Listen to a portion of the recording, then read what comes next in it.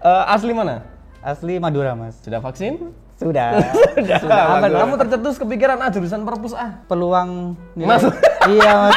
Udah saya skala prioritas dulu, Mas. Ya. Menyesal nggak? Dulu semester 1. Balik lagi di Keminter, pintar itu pasti, bodoh itu pilihan. Ketemu lagi sama saya Karim Sujatmiko. Guys, ku kabeh suwun sing wis tetep nonton Keminter dari episode awal sampai saiki. Lek misale awakmu ono rekomendasi, aku kudu nekakno sapa langsung komen nang ngisor.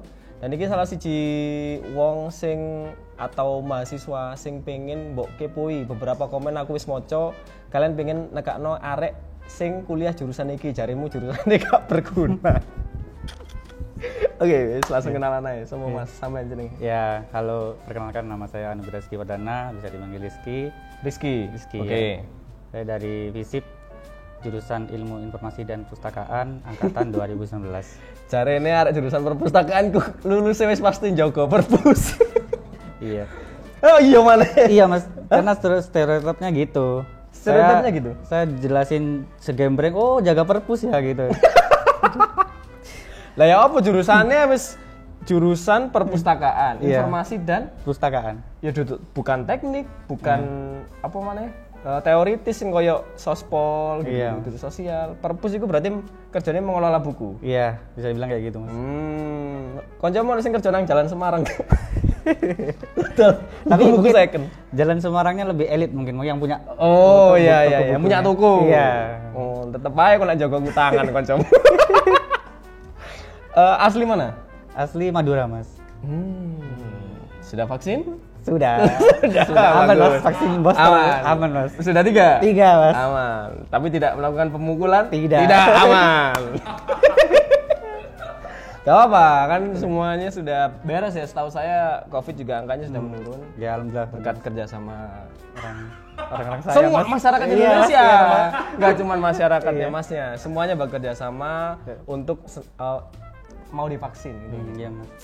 Tidak bandel, Iya, tidak menggigit tangan perawat. No, semuanya saya suka. Oke, perpustakaan. Perpustakaan ini berarti IPS. Iya, Mas. Benar. Cita-citamu emang dari dulu pengen jaga perpus? Enggak, Mas. Enggak. Masa kau enggak pengen mlebu nang ruangan AC terus ngrungokno lagu-lagu klasik ngono? Enggak, Mas. Enggak, passion emang enggak di situ. Pastinya enggak di situ. Iya. Aslinya pengen jurusan apa? Hukum, Mas. Oke. Iya. Dan gak keterima. Enggak keterima.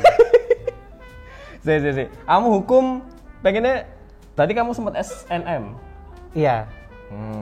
Tahun berapa itu? Tahun 2017. Iya. Sempat SNM tahun 2017 gak keterima. SBM Enggak terima. SBM gak keterima juga. Iya. Semua jurusan hukum. Iya. Oke. Terus iki mandiri. Iya. Kon mandiri kok juga perpus. Jadi ceritanya ini udah paling terakhir, Mas, mandirinya. Oke. Udah nggak tahu lagi mau kuliah di mana negerinya. Karena ini SBM yang terakhir 2016 ini yang terakhir. Oke. Nah, aku terakhir ya mondok, Mas. lah apa kok nekat? Terus kenapa kok kamu tercetus kepikiran jurusan perpus Karena peluang Mas. Iya, Mas. Udah saya skala prioritas dulu, Mas. Ya. Iya, dan jurusan IP ini yang paling relevan lah, Mas. Sing minat ya intine ya. Iya. Kalau musuhnya lah gampang Iya. amal bune, lawangnya paling ombo lah. Iya, bisa dibilang gitu, Mas. Oh, akhirnya keterima dengan mudah. Iya. Mandiri kan tapi tetap otomatis kamu bayar dengan harga yang sedikit lebih mahal ya. Lebih mahal bahkan nggak sedikit. Iya, Mas. Berapa? Oke, uang gedungnya berapa?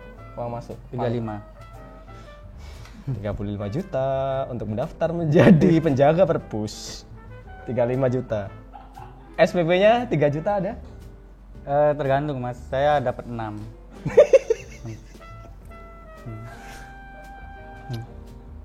Berarti keluarga termasuk mampu. Iya. Keluarga di Madura. Keluarga di Madura, Mas. Di Madura. Iya. Oke.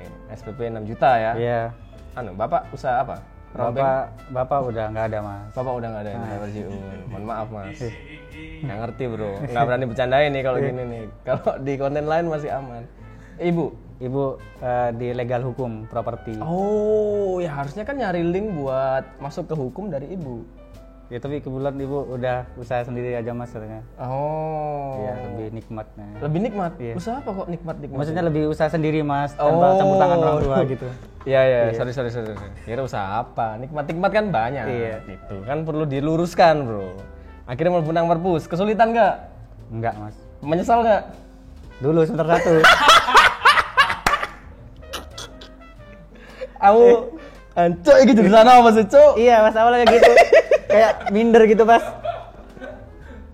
Kamu lah istirahat benang perpus. Iya. Iya, Mas. Pengen nggak ketemu wong ya? Iya. Oh, ya, oke. Karena kamu merasa jurusanmu ini nggak terlalu, ya rek kok iso. Iya, Mas. Kok Dulu kan jurusan baru juga, Mas. Iki lho Firza iki lho, kok iso nyetel lagu lho. Sik Pak Lur. Awalnya minder, Mas. Minder. Karena jurusannya baru, kan berdiri tahun 2003 kalau salah, Mas. Oh, jurusan perpus di UNER itu baru. Oke. Iya, IP. Dan saya belum banyak tahu jurusan apa, paling jaga perpustakaan. Belum merana ke informasinya, kan ada depannya kan ada kata informasinya itu, Mas. Ilmu informasi.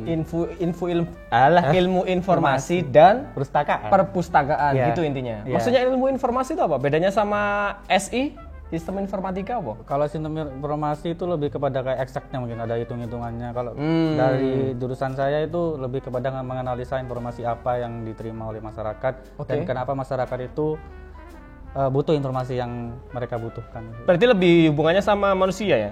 Iya, Maksudnya antropologinya diatur sama manajemennya berarti? iya. Diajari juga? Diajari, Manajemen Mas. informasi? Iya. Oh, oke. Bisa dipahami lah. Berarti nggak melulu jaga perpus ya? Iya, Mas. Ya nggak melulu. Sewaan buku juga bisa. Apa kalau selain jaga perpus, pekerjaan apa yang kemungkinan bisa dimasuki sama jurusan ilmu informasi dan perpustakaan? Data analis. Data analis, oke. Saingannya sama anak-anak statistik berarti? Iya, Mas. Oke, terus? Terus peneliti di bidang sosial bisa juga, Mas. Hah? Bisa juga. Ya kan anak jurusan sosiologi. Tapi kami ada juga. Kok nggak nyelengon? Iya, Mas. Karena kami bisa merambah kemana-mana. Oh. Iya, melebur, Mas. Bebas. Iya. Apa? Ini kan ngerti. Yang spesifik lagi ada nggak? Pustakawan sih, Mas. Gak jauh dari itu. Pustakawan. Ya. Iya. Ilmuwan perpus. Iya. Oke. Berarti kayak apa ya? Mencari literasi yang hilang gitu-gitu. Iya, Mas. Terus arsiparis juga bisa. Arsip? Arsiparis. Orang yang mengarsip-arsip, ngurusi Iya. arsip gitu Iya, ya. Mas. Berarti yang di Monas gitu-gitu Iya, salah satu betul. jurusan perpus. Iya, di Andri juga ada, Mas. Di Andri itu apa? Arsip Nasional Republik Indonesia. Andri. Oh, ini baru tahu nih. Oke, ada Andri itu berarti badan pengarsipan. Iya, di bawah ya punyanya negara, Mas. Jadi arsip-arsip negara dihimpun di Andri itu. Kayak teks proklamasi Iya, gitu-gitu. Iya. Oh, mirip-mirip sejarawan lah. Tapi ini belajar ilmu arsip juga berarti. Iya, Mas. Oke. Menarik. Nah, kamu semester berapa lagi? Semester 7. Oh, belum lulus. Belum. Semester 7 sempro. Sempro udah semester kemarin, Mas. Semester 6. Sidangnya Sidangnya perkiraan tuh akhir bulan Desember. akhir bulan Desember. Iya. Saiki ini tak Agustus ya. Desember berarti 4 bulan lagi ya. Iya, Mas. Oke. Iki ono waktu 4 bulan gak kamu ngerjakno skripsimu? Ada, Mas. Wes? Ada diusahakan. Wes mbok lakoni? Belum. Kita coba. Masih liburan dulu, Mas. Refreshing dulu. Kan liburan semester. Refreshingmu sampai November. Desember baru kelagepan. Tapi gak apa-apa, selama ada temennya kamu pasti bisa ngerjain. Iya, Mas. Iya. Intine SIG ku, intine skripsi ku rek ono koncoe. Nek kon mbok tunda dan Iya, kancamu lulus kabeh wis limbung pasti. Iya, pasti, Mas. Oke, kita cek judul skripsi dari Mas Rizky. Ini, pengaruh tingkat literasi kesehatan terhadap tingkat kesadaran pada protokol kesehatan selama masa pandemi COVID. Seluruh Indonesia. Enggak, ini cakupannya negara asal saya, Mas. Negara asal? Madura. Plat M. Kan beda itu, Mas. Beda pulau dan, Mas. Nyebrang kan. Iya, tapi kan masih satu negara. Kenapa Anda ngerasa itu negara sendiri? Pantes selama iki akeh konflik. Dhewe mikir negara dhewe. Itu masih satu wilayah, gitu ya, bahkan Mas, ya? masih satu provinsi loh dengan Jawa Timur. Iya. Kok iso negara dhewe kan di paspor dhewe ta? Ini kenapa nggak ditulis di sini? Di mana gitu? Karena dari dosen pembimbing saya kepanjangan ya, Mas. Kurang efektif kata-katanya. Kurang efisien maksudnya, terlalu Iya. panjang. Iya, Mas. Kalau dimasukin sini berarti terlalu panjang. Baru ada nanti di latar belakang. Iya, Mas. Pengaruh tingkat literasi kesehatan terhadap tingkat kesadaran Iya. pada protokol kesehatan selama masa pandemi COVID di Pangkalan. Kabupaten Bangkalan. Berarti kamu meneliti Iya. kesadaran orang-orang Bangkalan Iya. terhadap COVID. Betul Mas. Bagus. Berarti kamu ngerti alasan kenapa mereka nggak mau vaksin. Ngerti Mas. Ngerti alasan? Iya. Oke. Karena kan berawal Menarik. dari keresahan diri sendiri Mas di lingkungan sekitar itu. Oh, kamu orang yang nggak mau vaksin? Iya. Kamu dulu nggak mau vaksin? Dulu Mas.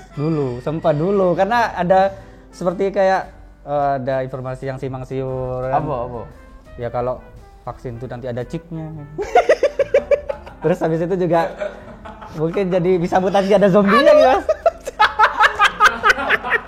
Ya kertas gerung iki aku rek divaksin dadi zombie ya Allah. Wes, tanggomu wong pira sing dadi zombie saiki ya? Enggak ada aman Mas sama. Gak terbukti kan? Iya. Berarti vaksin tidak ada apa ya, itu kan kontroversi kan sebenarnya. Iya, Kontroversi sama apa lek ngarani? Hoaxnya luar biasa Mas. Apa? Hoaxnya luar biasa. Hoaxnya luar biasa. Iya, karena pesan-pesan berantai dari WhatsApp itu, jangan vaksin karena ada chip dari ini.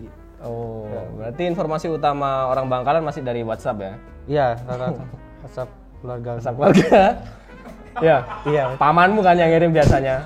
Pamanmu yang rumah tangganya nggak seberapa harmonis, ngirim-ngirim gitu kan berita hoax untuk mencari hiburan. Oke, kita akan.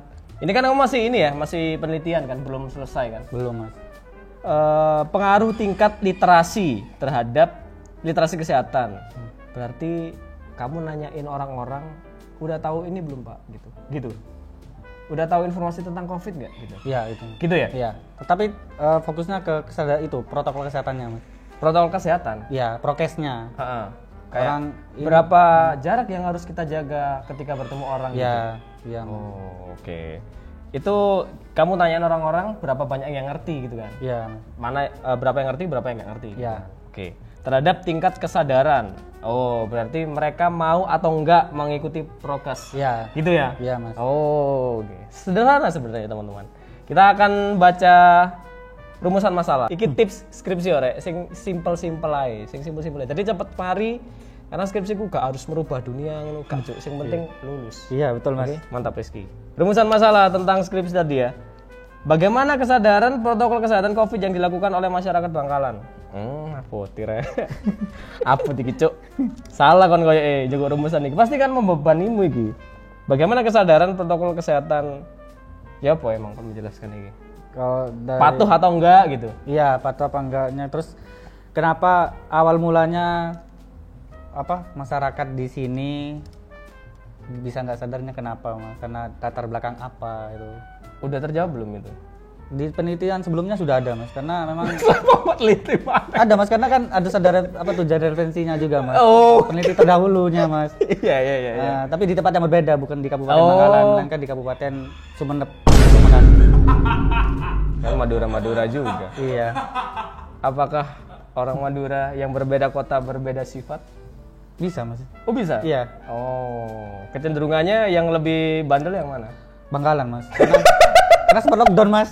Sempat lockdown? Iya, sempat lockdown kan Suramadu Mas. Jadi orang Iya benar. Jadi orang mau ke Surabaya di itu Mas Di swab, benar. Nah, iya. Itu kan sempat rame itu Mas, sampai Oke, sampai ricuh ya. Ricuh ya, Oke, di kuesionermu ada pertanyaan nggak? Apakah Anda sempat menonjok prokes? sebenarnya Menonjok satgas gitu? oh itu awal mulanya saya ingin ngambil itu Mas yang teknik wawancara, tapi Oke. saya menyadari kalau masyarakatnya itu kalau saya menyampaikan seperti ini kayaknya kurang dia Mas, kurang. Oke. Kayaknya sensitif gitu. Jadi saya ngambilnya kayak ini kuantitatif ini. Kuantitatif. Kuantitatif apakah terdapat pengaruh tingkat literasi ini? Iya. Tingkat literasi kan tetap lempar kuesioner kan? Iya, tapi kalau untuk wawancara mendalam saya masih takut Mas. Sama masyarakat. Kamu takut sama orang kotamu sendiri ya? Iya. Apalagi kita. Dia aja takut loh bro. Apalagi kamu yang tinggal di Surabaya. Berarti gimana teknisnya ini metodenya? Kamu Ya. kasih gini terus kamu tinggal? Enggak, saya kasih kuesioner Mas. Coba Google Form, Heeh. terus habis itu diisi datanya. Oh via WhatsApp berarti, Iya. via digital, Iya. nggak langsung gini. Enggak Mas. Wah berarti yang tersaring orang-orang yang punya WhatsApp doang dong, anak-anak muda biasanya. Iya Mas. Kurang tuh, karena kamu harus mencari info bagaimana cara mereka memukul satgas. Kan itu, kan Otomatis kalau anak-anak seumuranmu pasti nggak kepikiran kayak gitu. Ya saya ranahnya yang mengerti dulu aja Mas. Kalau misal masyarakat yang apa mungkin masih teguh sama kepercayaannya, nanti saya bingung jelasin gimana ini kok. Oke. Agak kesusahan nanti sama penelitiannya. Berarti salah satu alasan mereka tidak taat prokes adalah teguh dengan Pendiriannya, kepercayaan dan religiusitasnya tinggi. religiusitasnya tinggi. Iya. Jadi kebanyakan orang religius di sana malah nggak mau divaksin. Bisa dibilang kayak gitu. Bisa dibilang kayak gitu. Ini sains ya teman-teman. Saya tidak mengada-ada. Ini sains yang ada di sana. Iya. Ini tua dan muda sama aja. Sama. Pemikirannya sama semua waktu itu. Hampir sebagian besar Mas. Oke. Saya tidak mengerti apa yang terjadi sebenarnya teman-teman. Apakah Suramadu tidak menyelesaikan masalah? Kan sudah ada jalan bebas gitu ya. Informasi sepertinya butuh jembatan juga ke sana gitu. Betul. Oke, berarti kapan nih Om bakal neliti? Sidangnya Desember. Mungkin nanti setelah masuk kuliah udah saya start Mas.